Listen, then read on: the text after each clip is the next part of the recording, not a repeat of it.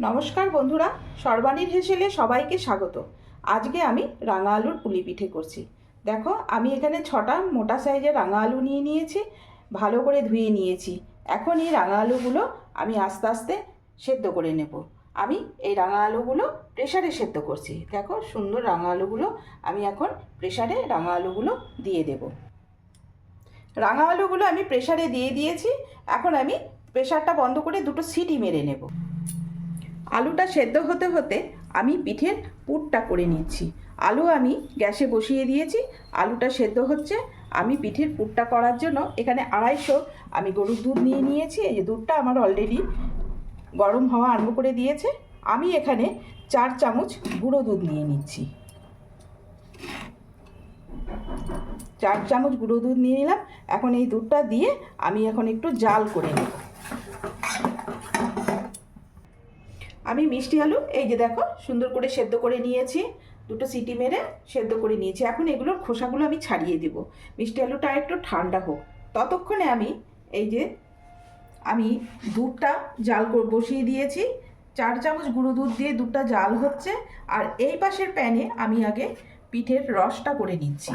আমি এই রকম কাপের 2 কাপ আমি জল দিয়ে দিলাম।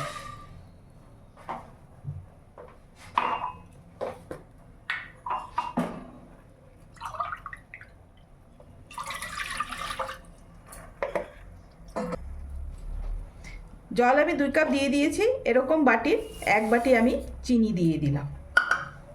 দিয়ে আমি রসটাকে একটু নাড়াচাড়া দিয়ে রসটা ফুটতে দিচ্ছি। রসটা একটু ভারী হবে। দুধটা ফুটে গিয়েছে। এখন আমি এখানে অর্ধেক আঁচি নারকেল কোড়া আর খালি কড়াইয়ে আমি সাদা তিল ভেজে একসাথে আমি বেটে রেখেছিলাম, সেইটা আমি এই দুধের সাথে একসাথে জাল করে নিচ্ছি। দিয়ে আমি পুরটা তৈরি করে নেব। সেই সাথে আমি 2 টুকরো এই যে পাটালি গুড় দিয়ে দিলাম। দিয়ে সুন্দরভাবে আমি পুরটা করে নিচ্ছি।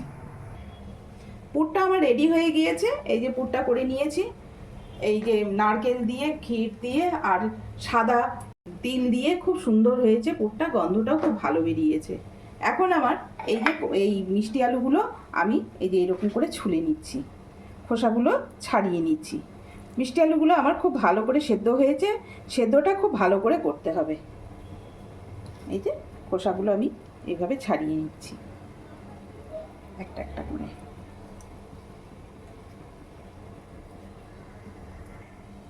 মিষ্টি আলুগুলো আমি সবগুলো এইভাবে ছুলে নিয়েছি। খুব ভালোভাবে মাখতে হবে যাতে দানা দানা না থাকে। মিষ্টি আলুটা আমি খুব সুন্দর করে মেখে নিয়েছি। এই যে মেখে নিয়েছি যাতে এক ফোঁটাও দানা না থাকে, দানা থাকলে ফেটে যাবে পিঠেটা। এখন আমি এখানে ময়দা নিয়েছি, ময়দার মধ্যে আমি একটু ময়াম দিয়ে দিচ্ছি। ময়াম দিয়ে আমি একটু মেখে নিচ্ছি। আমি ময়দাটাকে এইভাবে ময়াম দিয়ে নিয়েছি।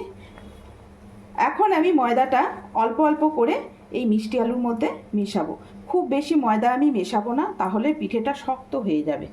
আমি আগে এইটুকু ময়দা মিশিয়ে দেখি কেমন, তারপরে আমি আবার ময়দা মেশাবো।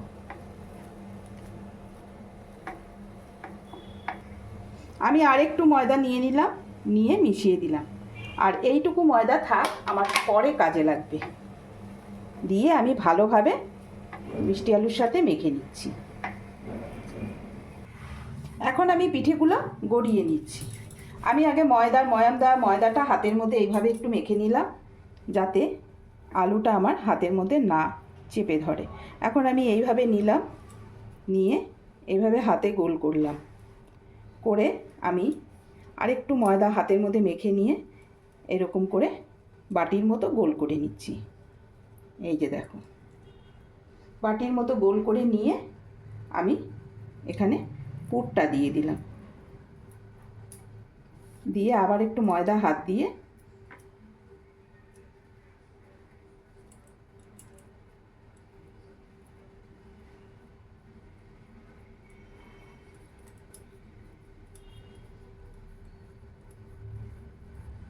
এইভাবে সব পিঠেগুলো করে নেব।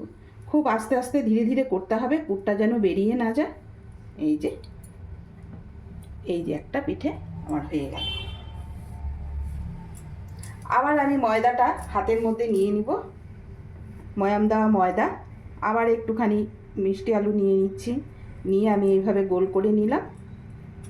নিয়ে আমি আবার এইভাবে আস্তে আস্তে আস্তে আস্তে বাটির মতো করে নিলাম।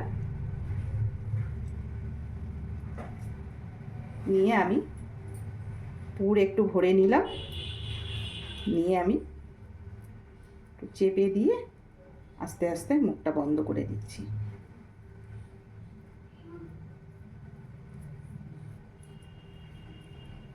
এইভাবে আমি প্রতিটা পিঠে তৈরি করে নেব।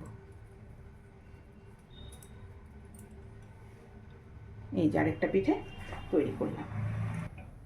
পিঠেগুলো আমি এইভাবে রেডি করে নিয়েছি। এই যে দেখো, এইভাবে সুন্দর করে রেডি করে নিয়েছি। সব পিঠের আমার রেডি হয়ে গিয়েছে।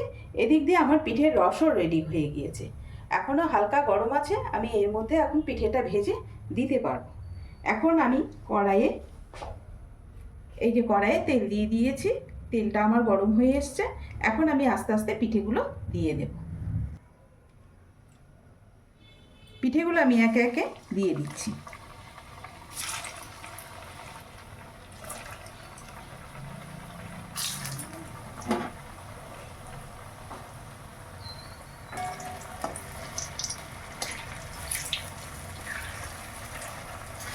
আঁচ আমি কমিয়ে দিলাম, হালকা হাতে আঁচে ভাজতে হবে। আঁচ আমি কমিয়ে দিয়েছি।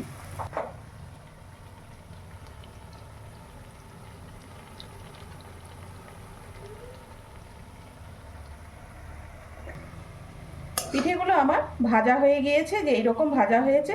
এখন আমি পিঠেগুলো নামিয়ে দিচ্ছি। খুব হালকা হাতে ভাজতে হবে যাতে ভেতরের পুরগুলো বার্ন না হয়ে যায়। এই যে পিঠেগুলো এরকম ভাজা হয়েছে। এখন আমি পিঠেগুলো তুলে নিচ্ছি। যে দেখো এরকম ভাজা হয়েছে। লাল করে ভাজতে হবে। আমি কম আঁচ করে লাল করে ভেজেছি, না হলে বাইরেটা ভাজা হবে, ভেতরটা ভাজা হবে না। এই যে দেখো সুন্দর ভাজা হয়েছে পিঠেটা।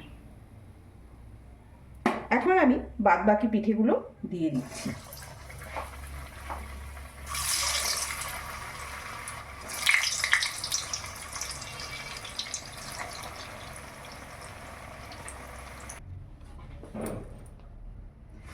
এই যে আমি রাঙা আলুর পুলিগুলো এইভাবে করে নিয়েছি। এই যে দেখো সব পুলিগুলো আমি এইভাবে ভেজে নিয়েছি সুন্দর করে লাল করে। এখন আমি এই পুলি পিঠেগুলো রসের মধ্যে দিয়ে দিচ্ছি। কিন্তু এই রসে ভিজতে 6 থেকে 7 ঘন্টা লাগবে। এখন আমি রসে দিয়ে দিচ্ছি, 6-7 ঘন্টা পরে আমি আবার তোমাদের সামনে দেখাবো।